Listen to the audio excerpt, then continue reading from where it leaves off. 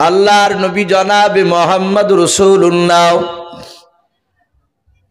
সাল্লাল্লাহু তাআলা আলাইহি ওয়াসাল্লাম বলেন,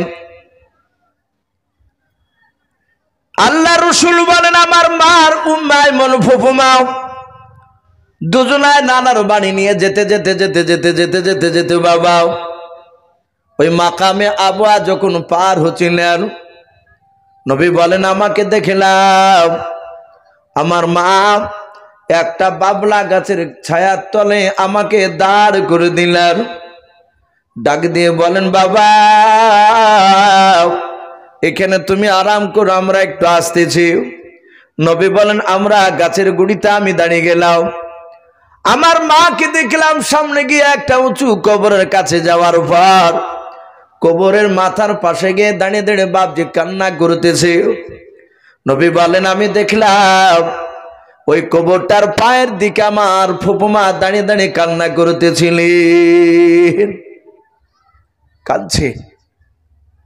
আচ্ছা বলেন, বাপ এখানে অনেক বাপজি ভাই রয়েছে, এখন মেয়েদেরকে কবরে যাওয়া যাবে? বাপ একটু কথা বলে, কবরে জিয়ারত করতে এখন যাওয়া যাবে না। কিন্তু এক শ্রেণীর মানুষ বাপজি তারা এই ফতোয়াটা দেয় না, এই মশলাটা বলে না যে মেয়েরা কবরে যাওয়া বাপজি মেয়েদের জন্য নিষিদ্ধ, যাওয়া যাবে না। অথচ অনেক পীরের দরবারে হাজার হাজার মেয়েরা যায়, যায় কি যায় না? কথা বলে, অনেকেই যায়, একটুকু বলে না। আল্লাহ রসুলকে বলেন, ওগো নবী মেয়েদের কবর জিয়ারত করতে যাওয়া যাবে?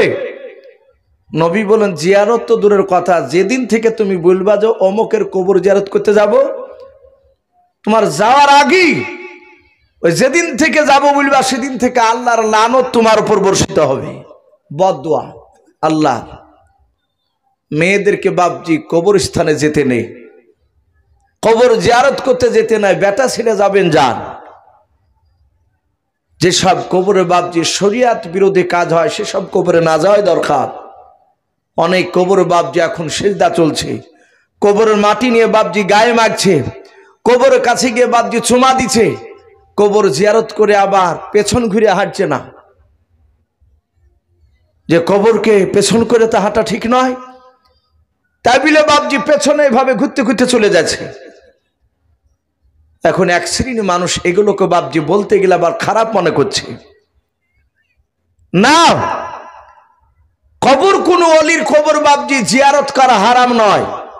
বড় বড় বুজুর্গ আল্লাহওয়ালাদের কবর আপনি জিয়ারত করতে যাবেন, অসুবিধা নেই, কিন্তু আপনি শরিয়াত অনুযায়ী কবর জিয়ারত করুন। আপনি কেন ওই কবরে যে চুমা দিবেন, কবর মাটি নিয়ে গায়ে মাখবে, এসবগুলো বাপজি শরিয়াতে পুরো হারাম।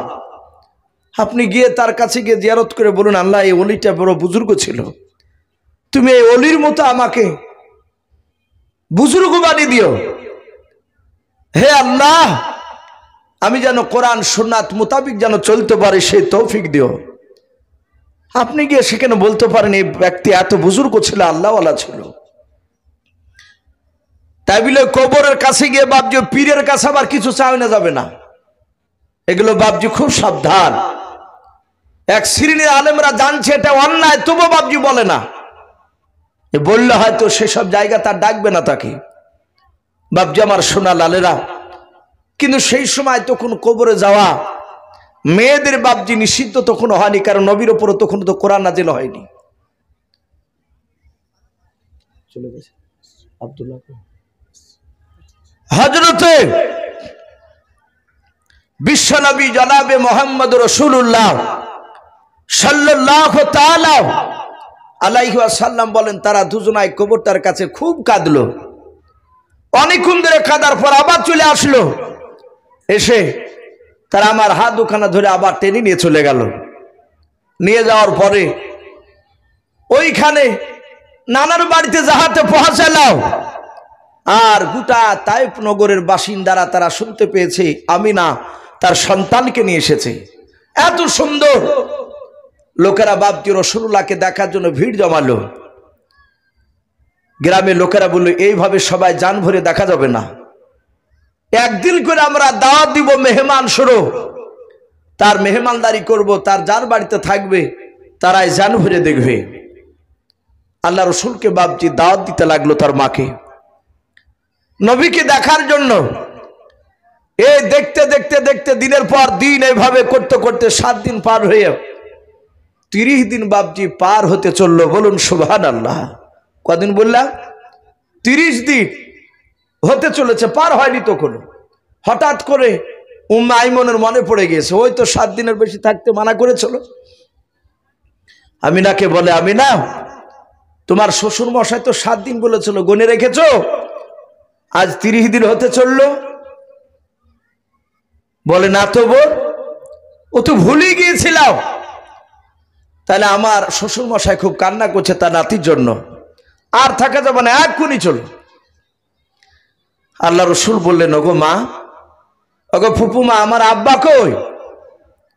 আমিনা বললে, আমরা অন্য রাস্তা দিয়ে এসেছে, তোমার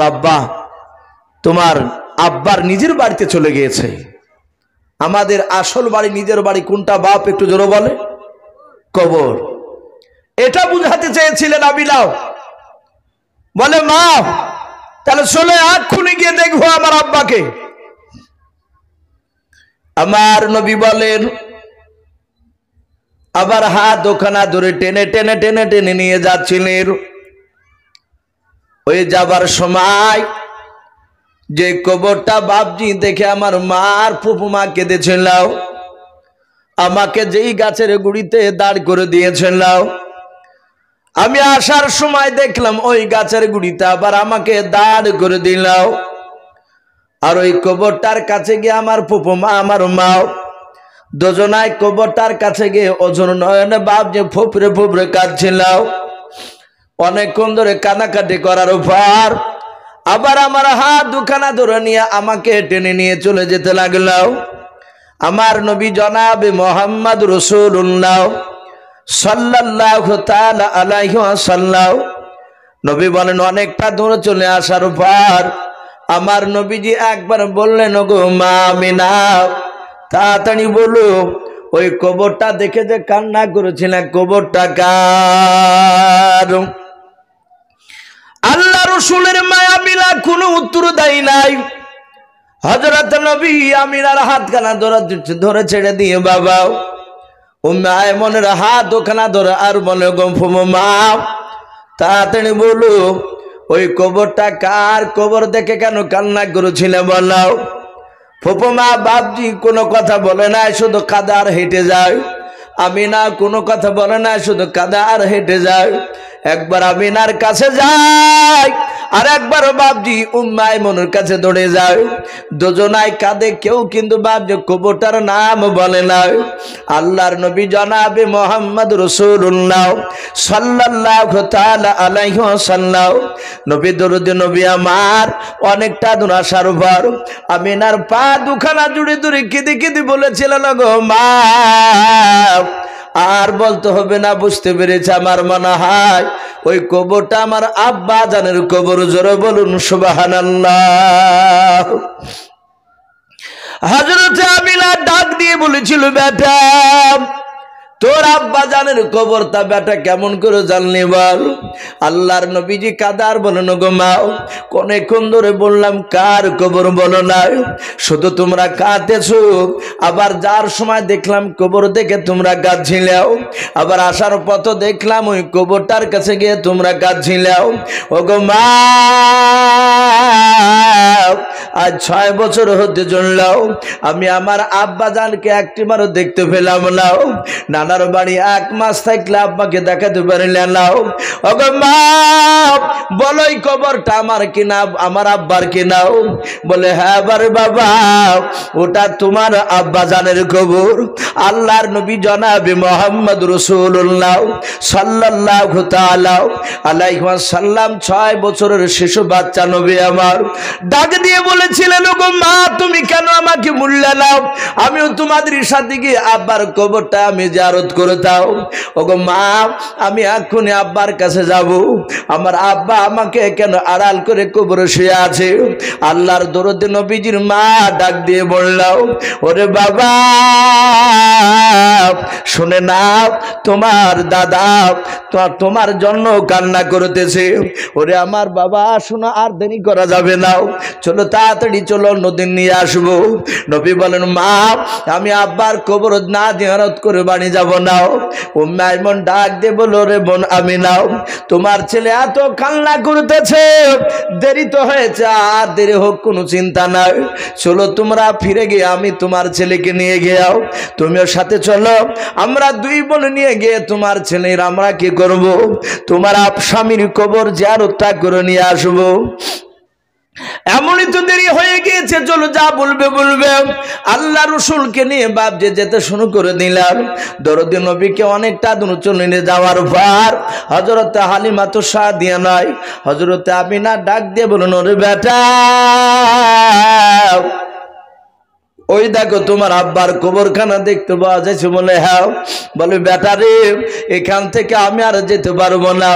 হযরত আমিনা একটা খাজুর গাছের নাই বাবলা গাছের ছায়ার তলে বাপজি দাঁড়িয়ে গেলেন। আল্লাহর নবী বলুন, মা তুমি যাবা না? বলে নাও। আল্লাহর দরুদি নবী বাপজি দৌড়িয়ে চলে গেলেন কবরের কাছে। গিয়ে নবী কবরখানা পাদা মেরে ধরলেন, উপর হয়ে কবরের উপর শুয়ে পড়ে নবী কাঁদে। বলেন, মা নয়, ডাক দিয়ে বলেন, আব্বা আপনার সাদের মোহাম্মদ দেখেন ধোলাই গড়াগড়ি দিয়েছে। ওগো আব্বা আপনি এখানে শুয়ে আছেন, আপনাকে দেখতে পাই না।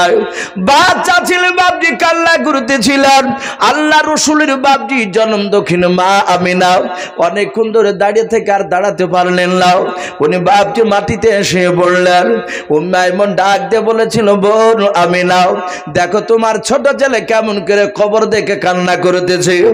আল্লাহর নবীজির বাপজি মা আমিনা বলেছিলাম, ওরে আমার উম্মে আইমন বোন, আমি আর দাঁড়াতে পারছি না, আমি আর দেখতে পাবো না। বলে কেন বোন? বলে বোনরে আমার শরীরে প্রচন্ড ব্যথা শুরু হয়েছে, আমি চোখে আর দেখতে পাই না, অন্ধকার হতে লেগেছে চোখ।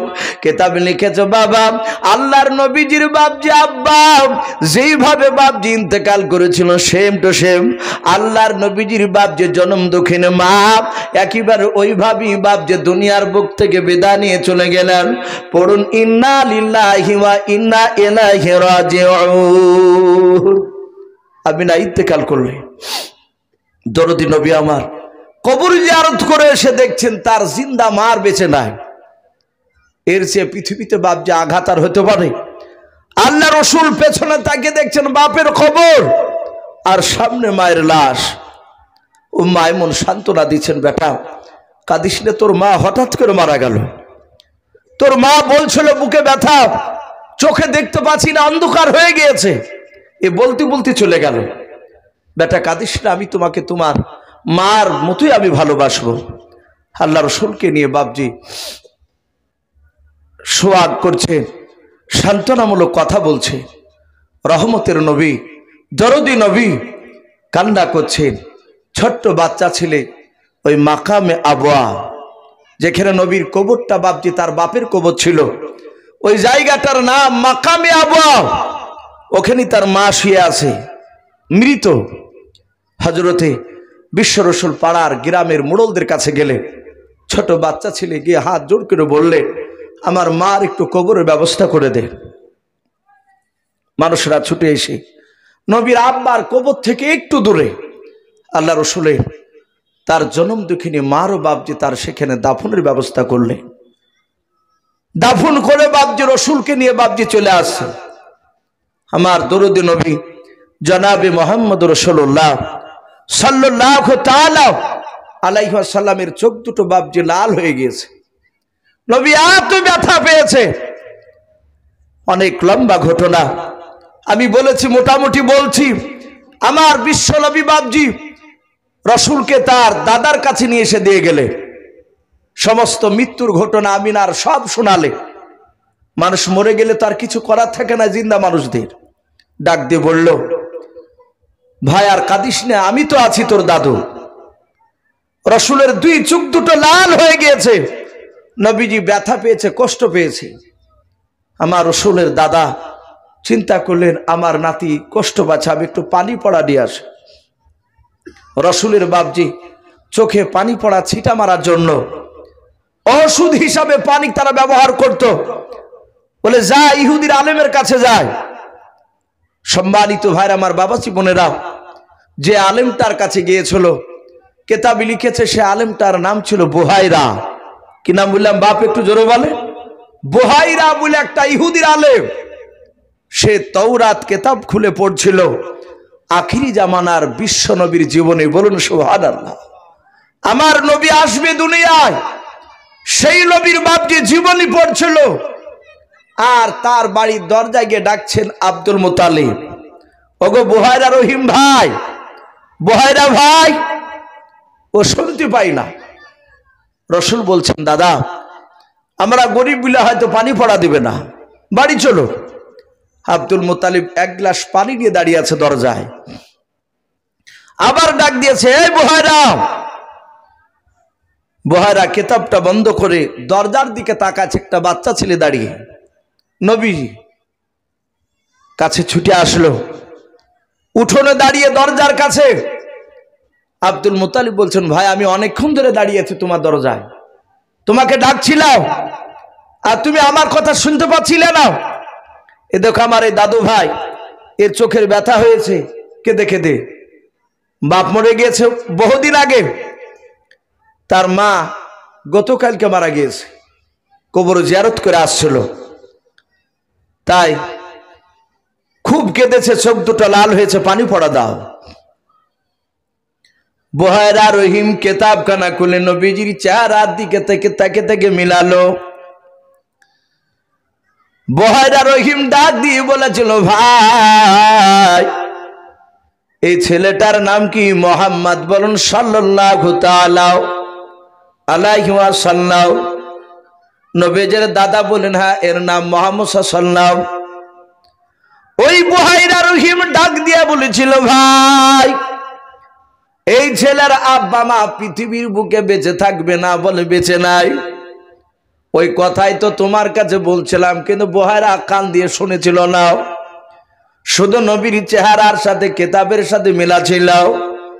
ডাক দিয়ে বলেছিল ভাই এই ছেলের দাদার নাম হবে আব্দুল মুতালিব, তোমার নাম কি? আব্দুল মুতালিব। বলে হ্যাঁ। বুহাইরা রহিম বলেছিল ভাই এই ছেলেটার কাছে কারো ডাক্তারি খাটবে না। বলুন সুবহানাল্লাহ। কারো কবিরাজিগিরি চলবে না। বলে তাহলে কি পানি পড়া দিবে না? বলে না, পানি পড়া দিয়ে কাজ হবে না আমাদের। বলে চোখটা লাল কেমন করে ভালো হবে? তাহলে কি ভালো হবে না? বলে ভালো হবে ভাই, শুনে নাও ওই ছেলেটার থুতু খানা লালা মুবারক খানা, থুতু মুবারক খানাও ওই ছেলেটার মুখের থুতু বের করে যদি চোখে লাগিয়ে দাও সাথে হাতে চোখের ব্যথা লাল ভালো হয়ে যাবে। বলুন সুবহানাল্লাহ। রসুলের দাদা দাঁড়িয়েছে, রসুল বলছেন দাদু বাড়ি চলে, দিবে না পানি পড়া। নবীজিকে নিয়ে অনেকটা দূরে চলে গেল, ওই গ্লাসটা হাতে করে নিয়েও আল্লাহর দুরূদ নবী যেতে যেতে বলেন দাদা ওই ইহুদির আলেমটা বলেছে আমার থুতু বের করে নাকি আমার চোখে দিলে চোখটা নাকি ভালো হয়ে যাবে। ওগো দাদু ভাই একটু পরীক্ষা করে তুমি দেখো আমার থুতু দিয়ে আমার চোখের লালটা ভালো হয় কিনাও। আল্লাহ রসুলের বাপজি থুতু মুবারক খানা বের করে বাপজি আব্দুল মুতালিব বলেন শুধু লাগাতে দেরি, ভালো হতে দেরি লাগে নাই। বলুন সুবহানাল্লাহ। যাহাতে এক চোখে লাগিয়ে দিলাম, সাথে দেখলাম নবীর দুই চোখের লাল একসঙ্গে ভালো হয়ে গেল। বলুন সুবহানাল্লাহ। আল্লাহ রসুল আমিনার বাড়িতে বাপজি নয় আব্দুল মুতালিবের কাছে বড় হতে লাগলেন। রসুল আস্তে আস্তে আস্তে আস্তে বাপজি 8 বছর বয়স হলো। নবীজির দাদা আব্দুল মুতালিব একেবারে বৃদ্ধ হয়ে গিয়েছে। আব্দুল্লাহ নবীজির বাপজি আপনার দাদিমা তার আগে মারা গিয়েছে। আব্দুল মুতালিব বৃদ্ধ হওয়ার আগে আমার বিশ্বনবী দরুদ নবী জনাবে মোহাম্মদ রাসূলুল্লাহ সাল্লাল্লাহু তাআলা আলাইহি ওয়াসাল্লাম তার দাদু দুনিয়ার বুক থেকে বিদায় নিয়ে চলে যাবে। তাই আব্দুল মুত্তালিবের বাপজি 9টা ছেলে বেঁচে আছে। আব্দুল্লাহ তো ইন্তেকাল করে গিয়েছে। তাই সকালবেলায় বাপজি সব ছেলেদেরকে বাপজি ডাকলেন। ছেলেদেরকে ডাকার পরে সকালবেলায় বাপজি বসে রেখেছে। আব্দুল মুত্তালিব তার নাতিকে যে কোনো একটা ছেলের কিনারা লেগে দেবে যে আমি বেশি দিন বাঁচব না, আমার মৃত্যুর পরে এই ছেলেটাকে অমুক ছেলে তুমি দেখবা না। আব্দুল মুত্তালিবের বাপ যে উদ্দেশ্য ছিল, হযরত আব্বাস বলে একটা নবীর চাচা ছিল, উনি পরে ইসলাম গ্রহণ করেছিলেন। এই আব্বাস রাদিয়াল্লাহু তাআলা আনহু তিনি টাকা পয়সাওয়ালা মানুষ ছিলেন সে সময়। সব ভাইদের মধ্যে থেকে আব্বাস তিনি একটু মোটামুটি একটু ভালো ছিলেন। আবু তালিব অত টাকা পয়সাওয়ালা মানুষ ছিলেন না, খুব তার অর্থর পরিকাঠামো খুব ভালো ছিল না। খেটে খেটে কোনো রকমে ব্যবসা করে তার দিনটা চলতো। আব্দুল মুত্তালিব বাপ যে কোলে করে নিয়ে দাঁড়িয়ে আছে, বলে দাদু ভাই আমি তোমার চাচাদের মধ্যে যে কোনো একটা চাচার আমি হাওলা করে দিতে চাই, কিনারায় করে দিতে চাই। তোমার আমার অবর্তমানে আমি যখন মারা যাব তোমার ওই চাচা তোমাকে ভালোবাসবে, দেখাশোনা করবে আমার মতো। আল্লাহ রাসূল বলেন দাদু আমাকে ছেড়ে দিন, নামে দেন।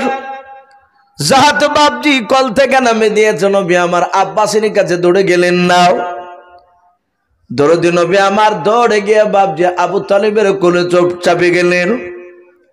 যে আবু তালিব লোকটা নবীজিকে বাপজি সারা জীবন ভালোবেসেছিল, কিন্তু নবীজির ঈমান আনে নাই। সে এই আবু তালিব লোকটা মৃত্যুর পর জাহান্নামে তাকে যেতে হয়েছিল। ওই সে আবু তালিব বাপজি ডাক দিয়ে বলেছিল, বাবা ও ভাতিজা আমার কাছে বেশি থাকলে শুনে নাও, ভালো মন্দ খাবার খেতে বাবা নাও, আমার কাছে থাকলে দামি দামি পোশাক পরতে বাবা নাও। ওগো বাবা ওই দেখো তোমার আব্বাস চাচা টাকা পয়সা লোক, তার কাছে চলে যাও। ওর কাছে গেলে দামি দামি পোশাক পরতে বাবা, দামি দামি খাবার খেতে বাবা। নবী বলেন চাচা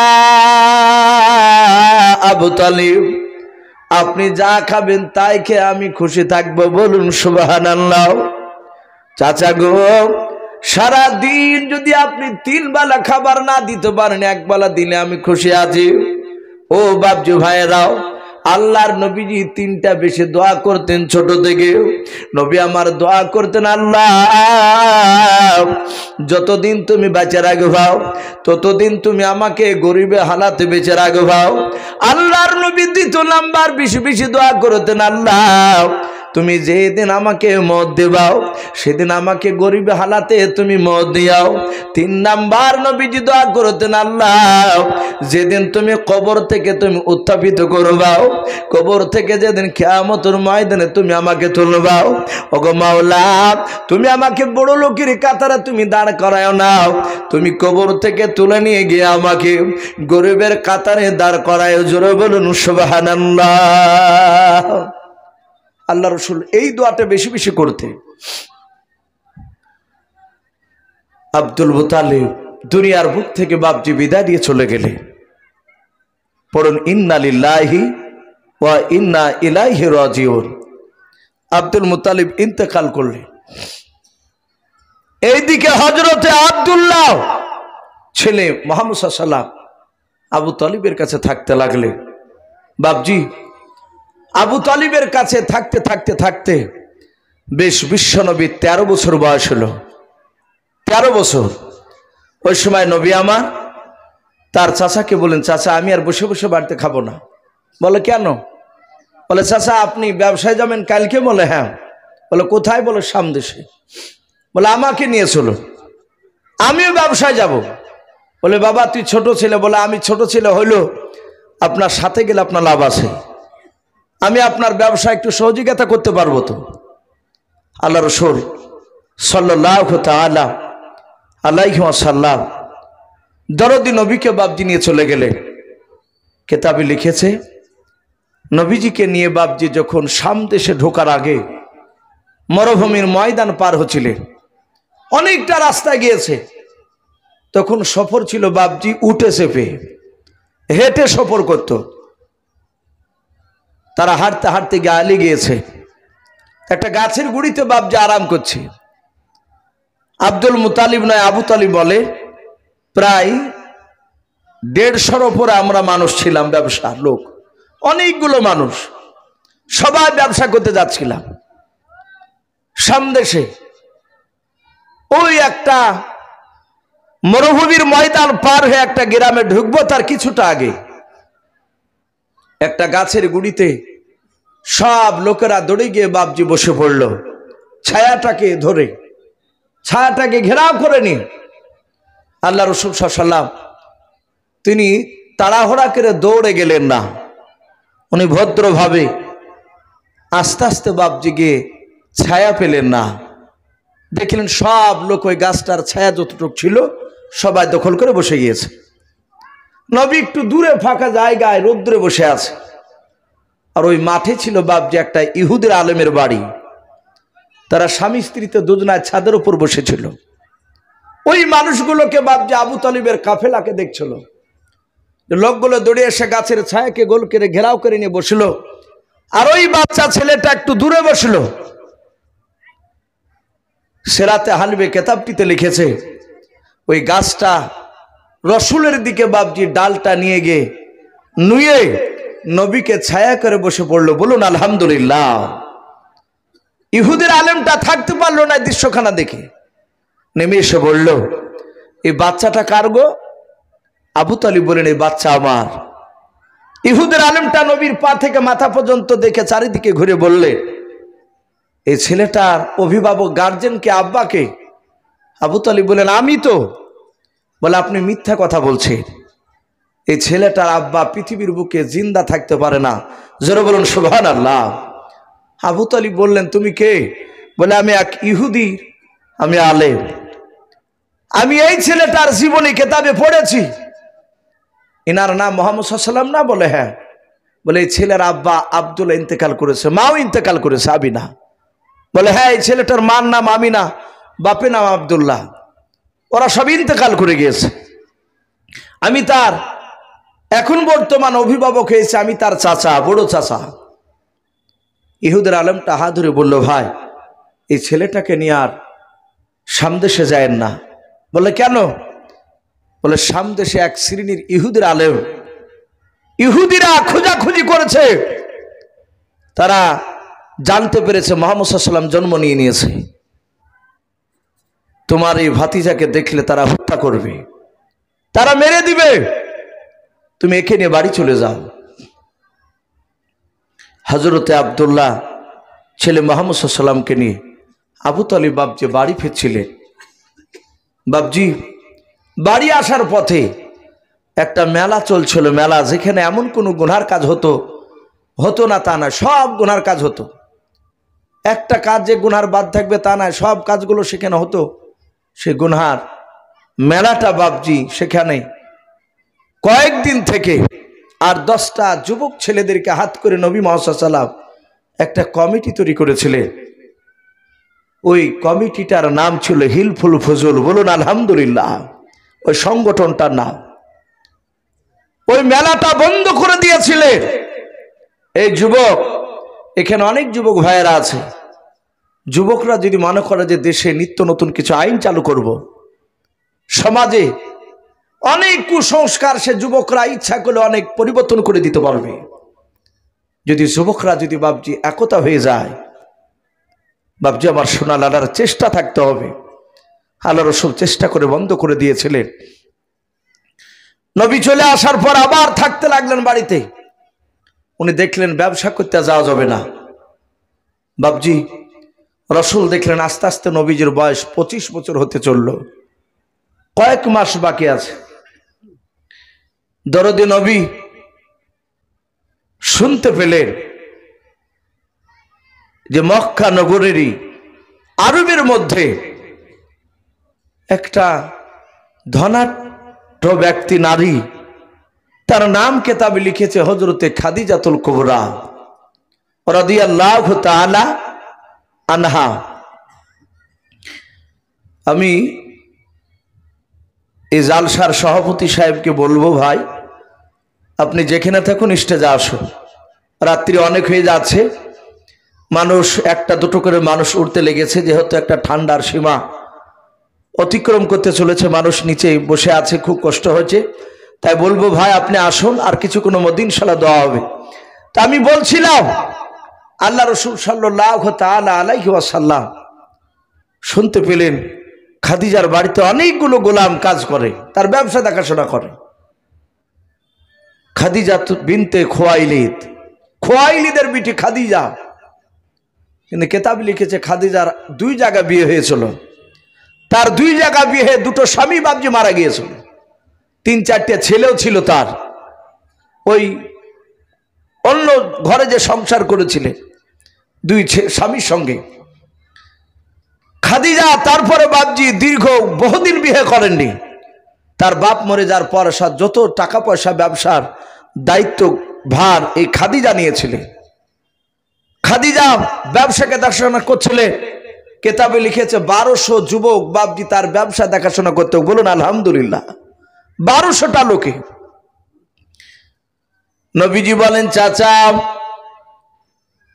আর বেশি দিন আপনার কাছে বসে বসে খাওয়া যাবে না।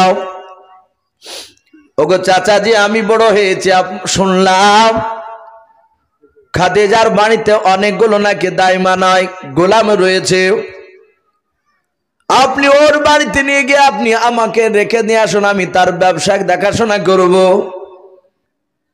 আল্লাহর নবীজির চাচা আবু তালিব বলে বাবা তুমি কি পারবা? বলে চাচা আমি নিশ্চয় দেখাশোনা করতে পারবো, কারণ তোমার সাথে গিয়ে আমি অনেকটা ব্যবসা সম্পর্কে কিছু বুঝি। আল্লাহ রাসূলের চাচা খাদিজার কাছে দিয়ে আলেন আমার খাদিজাতুল কুবরা রাদিয়াল্লাহু তাআলা আনহা। ও ভাই উঠেন না ভাই, বসেন, আর একটু বসেন। আল্লাহর নবী জনাব মুহাম্মদুর রাসূলুল্লাহ সাল্লাল্লাহু তাআলা আলাইহি ওয়াসাল্লাম দরদি নবী আমার খাদিজার বাড়িতে বাবজি থেকে গেলেন। আবু তালিব খাদিজার বাড়িতে রেখে আসলেন আমার ভাতিজাকে তুমি একটু দেখাশোনা করবা। আল্লাহর নবীকে খাদিজা বাবজি নেওয়ার পর নবীজিকে বাবজি কয়েকটা ছাগল দেখতে দিয়েছেন, ময়দানে নিয়ে যাও। নবীজি নিয়ে গেছেন, হঠাৎ করে নবীজির বাবজি নাই, নবীজির ছাগলগুলো ছেড়ে দিয়েছেন। আর ওই সময় আল্লাহর নবী বাবজি একটা গাছের গুড়িতে রসুল আমার শুয়ে আছেন। হঠাৎ করে খাদিজা দেখলেন মুস্য নবীজের মাথার 2 পাশে 2টো বড় সাপ দাঁড়িয়ে আছে। বলুন সুবহানাল্লাহ। খাদিজা গোলামদেরকে ডেকে বলল রে গোলামেরা, গতকালকে ওই দেখ ছেলেটা আমার বাড়িতে রেখে গিয়েছে ব্যবসাকে দেখাশোনা করার জন্য, যাও আমার ওই ছেলেটার সামনে যে সাপ রয়েছে সাপটা মেরে দিয়ে এসাও। খাদিজা বলে আমি নিজ চোখে দেখলাম ওই মুহাম্মদ সাল্লাল্লাহু আলাইহি ওয়াসাল্লামের পাশে সাপ দাঁড়িয়েছিল। খাদিজার গোলামেরা লাঠি নিয়ে দৌড়ি যাওয়ার পর দেখে রে বাবা নবীর মাথার পাশে সাপ দুটো আর দেখতে পাওয়া যায় না। বলুন সুবহানাল্লাহ। খাদিজার গোলামেরা সব এসে ঘটনা বলল। খাদিজা সাধারণ কোন নারী ছিলেন না, অশিক্ষিতা নারী ছিলেন না। হযরতে খাদিজা শিক্ষিতা নারী ছিলেন, তাওরাত জবর ইনজিলের হাফেজা ছিলেন। খাদিজা তিনি পড়েছিলেন আখিরি জামানার নবী হবে, তার আলামত কিছু পড়েছিলেন। ওই বিশ্ব নবী জনাব মুহাম্মদ রাসূলুল্লাহ সাল্লাল্লাহু তাআলা আলাইহি ওয়াসাল্লামের কিছু চরিত্র বাবা খাদিজার পড়ার সাথে বাবজি মিলে গিয়েছিল। বলুন সুবহানাল্লাহ।